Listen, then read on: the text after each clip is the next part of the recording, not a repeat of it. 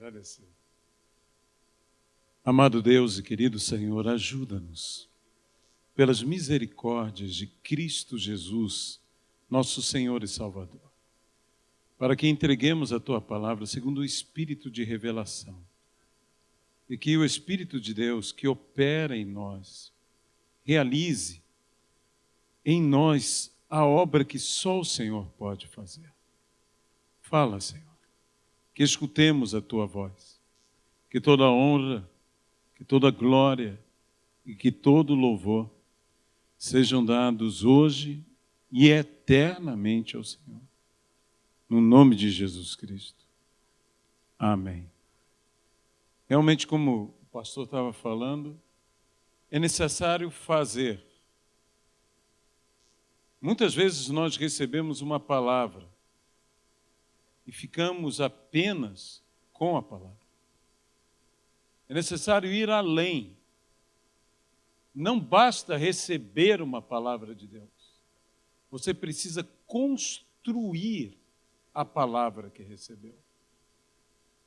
Noé recebeu uma palavra de Deus. E literalmente, Noé construiu a palavra que Deus lhe deu.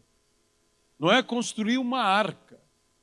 E quando você recebe uma palavra de Deus, e você constrói a palavra que Deus te deu, você não salva só a tua vida, você salva toda a tua casa. Porque a Bíblia diz, creia no Senhor Jesus Cristo, e serás salvo tu e toda a tua casa. Mas há outras palavras. Há pessoas que não receberam, de fato, diretamente uma palavra de Deus, mas tomaram uma palavra de Deus e creram nessa palavra e construíram essa palavra. A mãe de Moisés fez isso. A mãe de Moisés tomou a palavra e a Bíblia diz que ela fez e ela construiu o que nós chamamos de cesto, em hebraico se chama de arca. Ela construiu uma pequena arca. Ela construiu uma pequena palavra. Ela não construiu uma palavra para ela, ela construiu uma palavra para o seu filho. E quando você constrói uma palavra para os seus filhos, você não salva só os seus filhos. Você salva toda a sua gente. Você salva toda a sua nação. Foi o que fez a mãe de Moisés. Mas Moisés se tornou homem. E Moisés também recebeu uma palavra. Moisés recebeu uma grande palavra.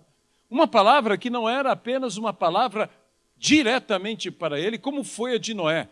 Uma palavra que não era uma palavra que ele se apropriava para os seus, como foi de sua mãe. Mas Moisés recebeu uma palavra para o seu povo. Essas são as palavras que os líderes recebem.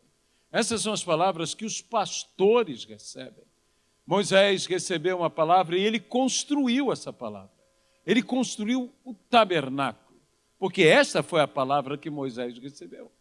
E ele construiu o tabernáculo para o seu povo, para que o seu povo adorasse a Deus, para que o seu povo tivesse um meio de ser abençoado por Deus. E quando você constrói uma palavra para que o seu povo seja abençoado, não é apenas o seu povo que é abençoado, mas todos os povos são abençoados por meio do seu povo. Então, meus irmãos, que nós não apenas tenhamos uma palavra. Quantas vezes eu vejo uma profecia, quantas vezes eu vejo uma palavra ser recebida, mas as pessoas ficam inertes. E é necessário que nos ponhamos em ação, crendo na palavra, fazendo a palavra, realizando a palavra, construindo a palavra. A fé é algo maravilhoso. Sabe, muitas vezes quando eu leio a Bíblia, o que mais me espanta não é a fé que tinham os patriarcas. O que mais me espanta é a fé que tinham as matriarcas. Porque os patriarcas normalmente ouviram de Deus diretamente. E espero que, com experiência tão forte, possa crer. Mas as matriarcas que caminharam com esses maravilhosos homens eram extraordinárias mulheres, porque elas ouviram seus maridos e creram no que eles disseram. Sabe, eu imagino a mulher de Noé. Noé um dia chega em casa, e um dia Noé fala com sua esposa e diz: eu tive um encontro com Deus, e Deus falou comigo. Deus falou com você? Sim, Deus falou comigo. E o que ele te disse? Para que nós construirmos aqui no quintal uma arca. Vai levar algum tempo, uns 100 e poucos anos, quem sabe, mas nós vamos construir. Nós vamos construir a arca. Para quê? Para entrar tudo que é animal dentro dela. É para isso que você vai construir? Sim. E por quê? Porque Deus me disse que Ele fará alguma coisa. Deus me disse que Ele vai fazer chover. Meus irmãos, alguns teólogos creem que até então não havia chovido sobre a terra. Se isso é verdade, imagine a loucura de Noé falar para sua esposa: vai chover. E ela então lhe pergunta: e o que é isso? E ele responde: não tenho a menor ideia. E essa mulher creu nele. Creu em Deus, mas não creu só em Deus. Creu nele. Porque, meus irmãos, às vezes não é o suficiente crermos em Deus. Por favor, não me tome por herético falar tal coisa. A fé em Deus é preciosa. A fé em Deus é importante. Mas não basta ter fé em Deus. Você dirá: por quê? Você também tem que ter fé no que Deus disse. Jesus disse: crede em mim e crede em minhas palavras. Não basta crer nele. Eu tenho que crer em suas palavras, porque quando eu creio nele e não creio em suas palavras, ajo semelhante ao que Adão e Eva agiram. Porque creram em Deus, mas não creram em sua palavra e acabaram fazendo ao contrário do que ele disse e pagaram o preço. Porque quando você crê em Deus e não crê na sua palavra, você cai, tal qual Adão e Eva caíram. E é necessário que nós creiamos em Deus. É necessário que nós creiamos na palavra de Deus. Mas há homens que creem em Deus e creem na palavra de Deus, e mesmo assim, nada fazem. Porque eles faltam outro tipo de fé: crer em si próprios. E você dirá: isso é importante? Pergunte a Moisés. Porque Moisés não deixou de crer em Deus, nem de crer na palavra de Deus, mas quando Deus lhe disse: é você o homem, Moisés, ele disse: quem? Eu? Senhor, quem sou eu? Quem sou eu? Não, Senhor, envie outro melhor. Não havia outro. Deus demorou pelo menos uns 80 anos para capacitar e preparar Moisés. Será que o povo aguentava mais 80 anos? E de todos os que havia em Israel, só um homem tinha uma mentalidade diferente dos demais: Moisés. Porque todo o povo tinha mentalidade de escravo. O único que tinha mentalidade de livre era Moisés. E então, se Moisés cresce nele, então ele poderia fazer a obra. É necessário crer em Deus. É necessário crer na palavra de Deus. Mas é necessário também crer em nós próprios. Porque se Deus crê em você, o mínimo que você deveria fazer é concordar com ele. Amém? Porém, não é o suficiente. Porque há gente que crê em Deus. Há gente que crê na palavra de Deus. Há gente que não tem dúvida a respeito dele mesmo, mas para o seu ministério. Esse é o caso de Elias. Porque Elias deixou de crer no povo de Deus. E, meus irmãos, quando nós deixamos de crer nos homens, quando nós deixamos de crer no povo de Deus, nosso ministério, não importando que sejamos um profeta tremendo como foi Elias,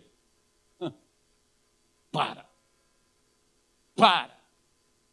Você sabe, Elias me ensina uma coisa maravilhosa, que não somente é importante quando Deus me diz sim, mas é mais importante ainda quando Deus me diz não. Porque Elias pediu e pediu veementemente a Deus: mata-me. Isso eu não entendo. Porque a Bíblia diz que ele fugiu para não morrer.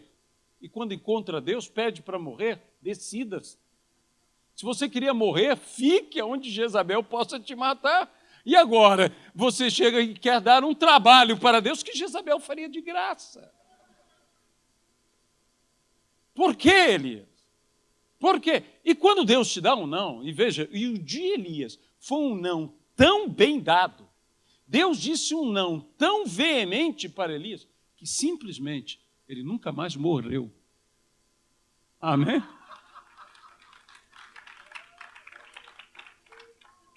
É importante que nós creiamos em Deus, creiamos na palavra de Deus, creiamos em nós mesmos pelo que Deus nos diz a nosso respeito, creiamos no povo de Deus, mas ainda falta uma coisa. A Bíblia diz, crede em Deus e estareis seguros, mas crede nos seus profetas e prosperareis. Crer nos homens e mulheres de Deus. Às vezes nós cremos em tudo isso, mas não cremos mais nos profetas. Não cremos mais nos homens, nas mulheres, eleitos, escolhidos por Deus. E meus irmãos, é algo que Deus tem me ensinado. Crer. Crer. E não somente crer, mas insistir em crer. E não somente insistir em crer, mas ter paciência para crer. Porque as promessas de Deus não são obtidas simplesmente pela fé. A Bíblia diz que as promessas de Deus são obtidas pela fé com paciência. E se eu não tiver paciência, isso não é uma fé que se mantém. Porque fé impaciente é mera crença casual. É um momento que eu acreditei. Mas quando eu tenho fé e perseverança, é coisa maravilhosa. Essa era a grande característica que eu vejo em alguns homens de Deus, como José, como Jó, como Abraão. Deus prometeu a Abraão, vou te dar um filho. E ele creu. Ele creu. E 25 anos passaram e ele continuava crendo. E Deus disse, daqui a um ano eu volto. E Sara terá nos braços um filho. E Abraão creu. Como eu acho maravilhoso isso. E diz que Abraão riu. Não somente Sara riu. Abraão riu. E diz a Bíblia que ele riu até colocar o seu rosto ao chão. Eu creio que Abraão riu até cair. Porque nem nos seus sonhos mais loucos, Abraão podia imaginar que Deus cumpriria a sua promessa na sua vida do jeito que cumpriu. Deus sempre nos surpreende. E sobre os desafios de fé, é que eu gostaria de hoje falar. E para isso escolhi um texto, e que não pretendo me alongar nele, mas eu gostaria de te convidar para que você viesse ao texto comigo. Ele está no Evangelho de Marcos, no capítulo de número 6. Evangelho segundo Marcos, capítulo de número 6.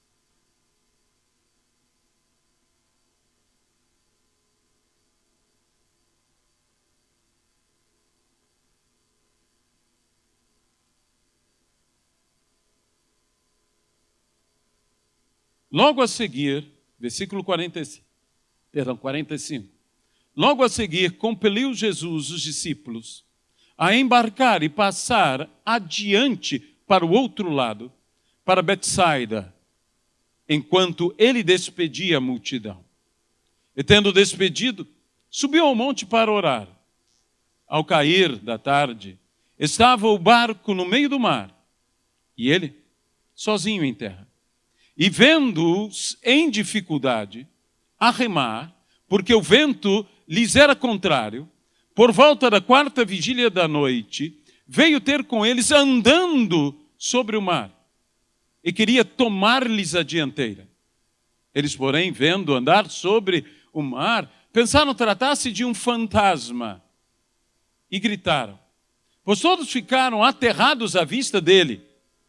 Mas logo ele lhes falou e disse, tende bom ânimo, sou eu, não temais. e subiu para o barco para estar com eles. E o vento cessou. Ficaram entre si atônitos, porque não haviam compreendido o milagre dos pães. Antes, o seu coração estava endurecido. Esse texto é extremamente interessante porque, por vezes, Jesus nos manda para alguns lugares e que nós obedecemos simplesmente a sua palavra.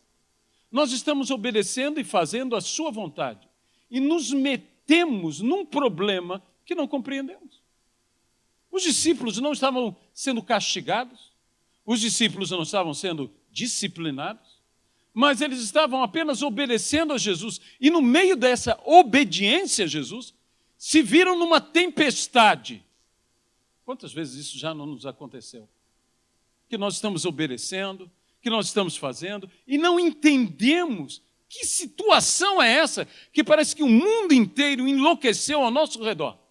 Uma tempestade, ventos contrários, e eles remando, e toda dificuldade, e ali estavam. Não era a primeira vez que Jesus e seus discípulos viviam situações como essa. Houve uma outra vez em que Jesus já estava mais próximo dos seus discípulos, em que houve outra tempestade. E a Bíblia diz, no Evangelho de Marcos, que Jesus dormia com a cabeça num travesseiro. Eu acho maravilhoso o fato de Jesus estar dormindo numa tempestade. Eu não sei se você já pegou uma tempestade desse tipo. O barco subindo e o barco descendo, o barco sendo jogado e o barco voltando. Não é um negócio fácil de se conseguir dormir numa situação. E como é que Jesus conseguiu dormir? Mas ele dormiu. Nós, que às vezes viajamos, e temos que viajar de avião. Eu uma vez tive que viajar de um avião do Rio de Janeiro a São José. E eu tive que viajar num avião pequeno, esses aviões de 6 lugares. Eu não gosto de viajar em avião pequeno. Avião grande, eu gosto. E quanto maior, mais eu gosto. Mas avião pequeno não é bom. E eu peguei uma tempestade, não uma tormenta simples, uma tempestade. Uma tormenta, quando vai no avião grande, ele treme. Com um avião pequeno, não treme. Ele é jogado. Ele é jogado para cima, ele é jogado para baixo, ele é jogado para o lado. Meus irmãos, tormenta é algo abençoador. Porque você confessa todos os seus pecados. Eu confessei meus pecados intrauterinos, se é que eles existem. Eu confessei tudo o que eu podia me lembrar e do que não me lembrava, confessei também. E disse a Deus, Senhor, eu quero confessar os meus pecados futuros. Porque é certo que eu vou pecar. Às vezes nós nos metemos nessas tormentas. E quando houve aquela tormenta tremenda, Jesus dormia. Mas estranhamente, quando Jesus foi escolher os seus discípulos, a Bíblia diz que ele passou a noite em claro. Porque as verdadeiras tormentas da vida não são as tempestades, são as escolhas. São os homens, são os que vêm contigo e vão contigo. Estes é que podem não derrubar o teu barco, mas a tua vida. Não afundar tua embarcação, mas o teu ministério. De modo que Jesus, na escolha dos discípulos para apóstolos, não dormiu. E na tempestade, dormia. Não se preocupava. Porque não só confiava em Deus, mas se confiava aos seus discípulos. Meus irmãos, o que me espanta não é a fé que nós tenhamos em Deus. O que me surpreende é a fé que Deus tem em nós. Porque Ele crê em nós. Porque Ele vê algo em nós. E naquele dia, diz a palavra que Jesus repreendeu o vento, repreendeu o mar, dizendo, mar, acalma-te, vento, aquieta-te. E depois de repreender o vento e o mar, repreendeu os discípulos. E para que repreendeu os discípulos? Para que se acalmassem e se aquietassem. Porque depois de grandes lutas, normalmente, a luta termina e a agitação continua. E Deus quer que nós nos acalmemos, nos aquietemos. Mas naquele dia, Jesus foi ter com eles, e nós conhecemos bem a história que está em Mateus, que diz não apenas que Jesus foi ter com eles. Eu acho engraçado o fato deles terem ido e deixado Jesus. E Jesus disse, eu vou me encontrar com vocês. E ninguém perguntou como. Eles levaram o barco. Como é que Jesus ia encontrar? Dando a volta no mar da Galileia? Poderia, mas ninguém se preocupou com isto. Jesus já sabia o que ele iria fazer. Jesus poderia ter andado em qualquer hora sobre as águas, porque ele pode. Mas ele escolheu a hora certa. Meus irmãos, às vezes Deus espera os momentos mais difíceis para vir ao nosso encontro por meio de um milagre extraordinário. Ele poderia fazer esse milagre quando ele bem quisesse. Outra conclusão que eu chego é que Jesus nunca precisou do barco. Porque se Jesus podia andar sobre as águas, que falta lhe faria o barco? Mas aquele barco, a primeira vez que Jesus entrou, estava vazio e sem peixes. E Jesus o encheu. Aquele barco, quando assolado pela tempestade, Jesus dormia nele, Jesus parou o problema. E agora, mais uma vez, quando entra no barco, a tempestade termina. Não era Jesus que precisava do barco, era o barco que precisava de Jesus. Meus irmãos, Jesus não precisa dos nossos ministérios. São os nossos ministérios que precisam de Jesus. Amém? Porém, eu termino pelo desafio de fé, que está no texto de Mateus. Pois Pedro, bem vendo, e todos ali tomados e atônitos, Pedro diz, se és tu, Senhor, manda que eu vá e eu irei. Sabe, às vezes nós falamos coisas para Deus que nós mesmos nem pensamos no que nós estamos falando. Embora nós não saibamos o que estamos falando, Deus parece que leva a sério o que nós falamos. E quando você diz ao Senhor, se és tu, manda que eu vá, saiba que uma coisa, Ele vai dizer, vem. E Pedro, esse homem maravilhoso, porque Pedro para mim é um homem maravilhoso. Sabe, eu não sou um Pedro. Bem que eu gostaria de ser. Pedro é um camarada que ele não pensa muito, ele pensa depois. Esse é o problema de Pedro, ele pensa depois. Mas ele na hora não pensa muito. Manda que eu vá e eu irei. Vem! E Pedro foi. Foi. E começou a andar. E meus irmãos, se Jesus depois o pegou e disse, homem de pequena fé, por que duvidaste? Pior os outros que ficaram no barco, não tinham fé nenhuma. Pelo menos a dele era pequena. Pelo menos ele podia dizer, eu andei. Tá bom que eu afundei, mas que eu andei. E ninguém mais, só 2 homens andaram. Jesus andou e não afundou. Eu andei e afundei, mas eu andei. Isso é uma aventura tremenda. Às vezes nós não nos arriscamos, nós temos medo de fracassar. Não há problema em fracassar. Há problema em não fazer. E Pedro ali, eu esperava que um homem, como Pedro, e no meio de um milagre, o que você espera que aconteça com a tua fé? Que a fé cresça. Porque você está vivendo o milagre. Você concorda comigo? Eu estou no meio, imagine um milagre como esse.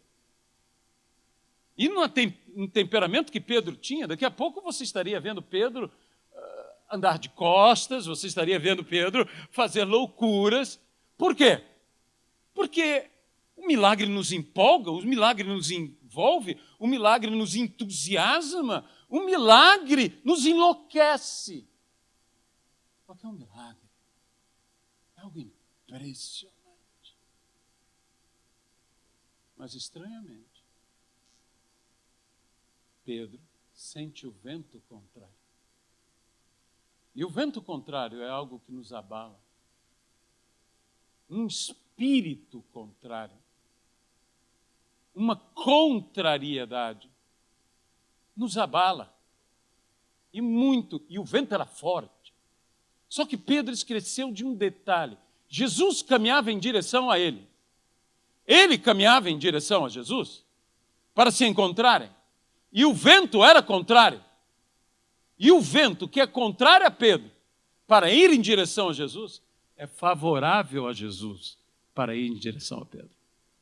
O mesmo vento que tenta te impedir é o vento que faz Jesus chegar ainda mais rápido para você. Amém? Isto é a verdade. Tanto que Pedro, quando gritou, Jesus já estava lá. Salva-me, Senhor, porque afundo ou me afogo. E o interessante é que lá, naquele momento, no mesmo mar de Tiberíades, quando Pedro viu Jesus ressurreto, junto com outros no barco, e que João disse, possivelmente João, Pedro é um mestre. A Bíblia diz que Pedro, que estava nu, lançou a sua roupa e se jogou na água. Você não ama Pedro? Veja que coisa incoerente. Você vai se jogar na água e você se veste. Esse é um homem que está enlouquecido. E sabe o que me chama mais a atenção? Nadou. Meus irmãos, se Pedro sabia nadar, por que ele teve medo? Porque quando você tem medo, até o que você sabe fazer, você se esquece. Pelo desespero. Porque não é mero medo, é desespero. E Pedro, que naquele dia falhou, Cristo tomou, Cristo segurou. E é isto uma coisa que, na minha visão, permita-me ser infantil. Permita-me imaginar como uma criança. A Bíblia diz que Jesus tomou Pedro com uma das mãos. Sabe, eu não creio num Jesus esquálito, num Jesus fraquinho. Um homem muito delicado não suportaria o que Jesus suportou, de toda a sua dor, de todo o seu sofrimento e de toda a via crucis e a sua crucificação.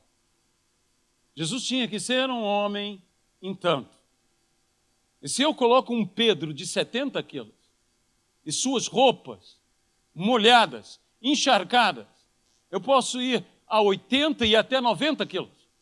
E isso é uma coisa interessantíssima, porque Jesus o toma com uma das mãos e o ergue. Meus irmãos, puxar 80 a 90 quilos tem que ter força. Eu não digo que Jesus era um fisiculturista, embora eu até imagine. O meu Jesus, não sei como é o teu, o meu é meio Schwarzenegger. Certo? O meu Jesus é assim, na minha imaginação. Eu imagino um Jesus parrudo, forte, que tomou. Ele era homem de caminhar, ele era homem de trabalho pesado, ele era homem carpinteiro, ele era homem de trabalhar com madeira, com pedra, com tudo isso, e ele tinha que carregar tudo isso. Ele não era um franzino intelectual. Nada contra ser um intelectual, que Jesus também era. Mas naquele dia, graças a Deus, que Jesus não apenas andava sobre as águas, mas erguia Pedro. E o ergueu o suficiente para sustentá-lo. E de mãos com Jesus, não sei se os dois continuaram a andar, ou só Jesus andou e puxou Pedro.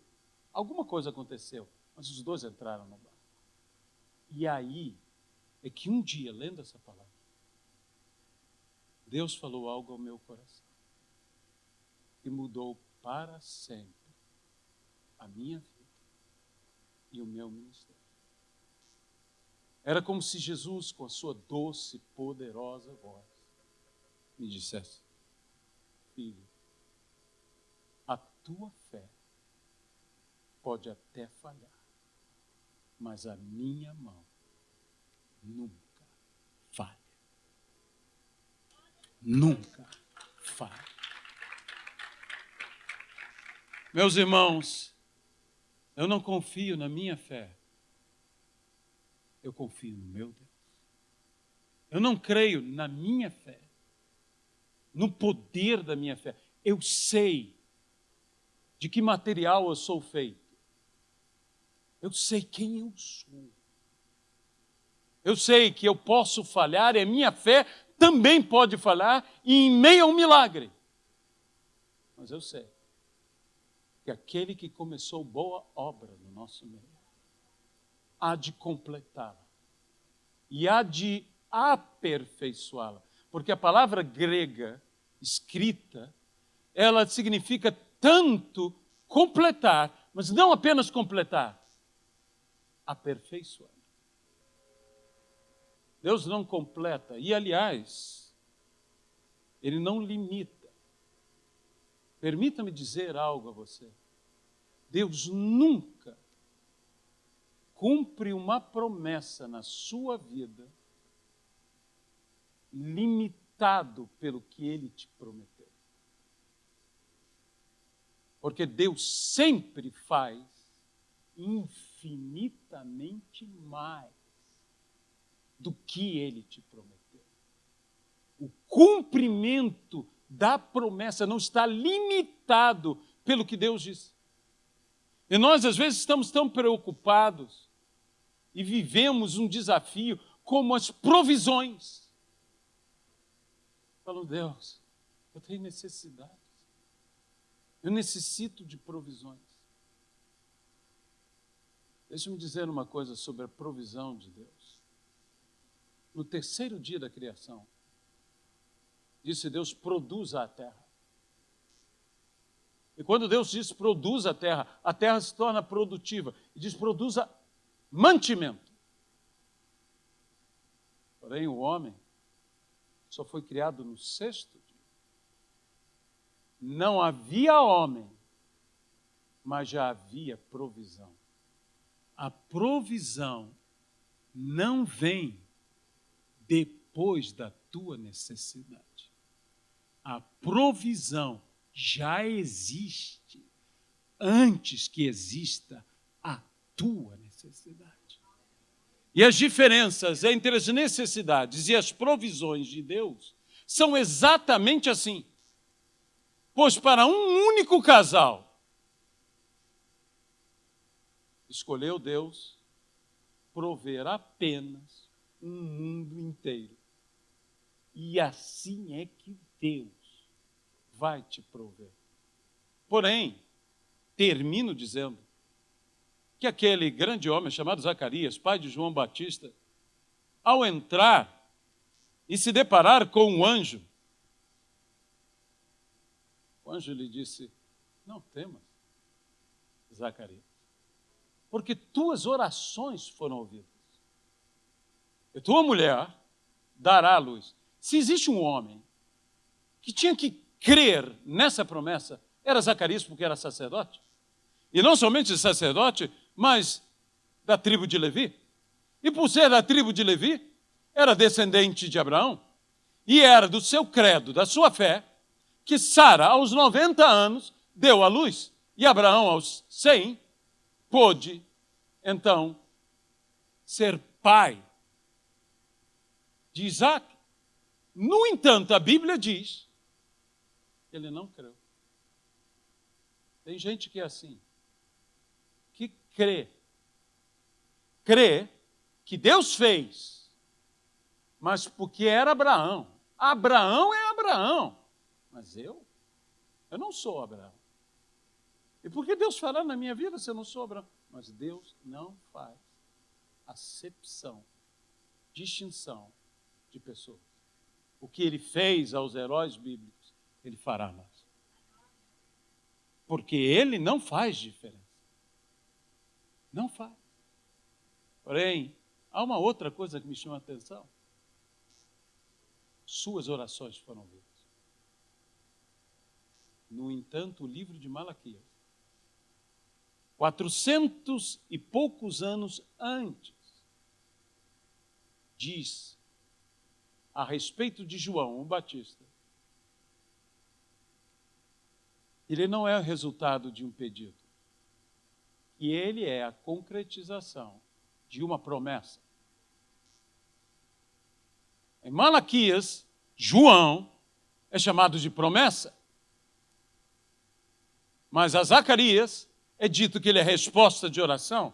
Meus irmãos, veja bem, não existia Zacarias, e mais de 400 anos antes de Zacarias existir, e poder, por existir, orar e pedir, Deus já prometeu dar o que ele, depois de 400 anos, pediria.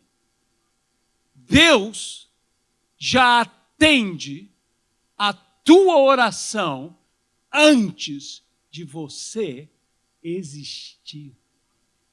A Bíblia diz, antes da fundação do mundo, Deus nos atendeu. Como? Não teremos vitória. Com um Deus tão maravilhoso, que ainda que a nossa fé falhe, a mão dele nunca falhará. Amém? Glória ao Senhor. Deus querido, Deus amado, eu entrego essa palavra. Eu te peço ao Senhor que essa palavra não somente seja ouvida, mas seja vivida. Dá-nos o viver. Experimentarmos a gloriosa e maravilhosa graça do Senhor estendida a nós, o teu favor. Por isso, ó Deus, fortalece a nossa fé. Fortalece a nossa vida e os nossos ministérios. Nós abençoamos os teus filhos e te pedimos, vai além do que falamos. E glorifica-te na vida de cada um aqui. Hoje, dia da vitória. Que a nossa vitória nos seja dada. E se por acaso a nossa fé está abalada, nós oramos como aquele homem. Eu creio. Mas ajuda-me na minha falta de fé. Dá-nos a tua bênção. No nome de Jesus. Meus irmãos, a fé é sempre desafiada. E há pecado que eu direi uma coisa, que só nós conseguimos cometer, nem o diabo. E não me tome por herético. Há um tipo de pecado que só a igreja comete. Chama-se incredulidade. Porque a Bíblia diz que até os demônios creem. Nenhum demônio consegue ser incrédulo. E saiba de uma coisa, eles são convictos de que eu e você somos mais que vencedores em Cristo Jesus. Deus os abençoe no nome do Senhor. Amém?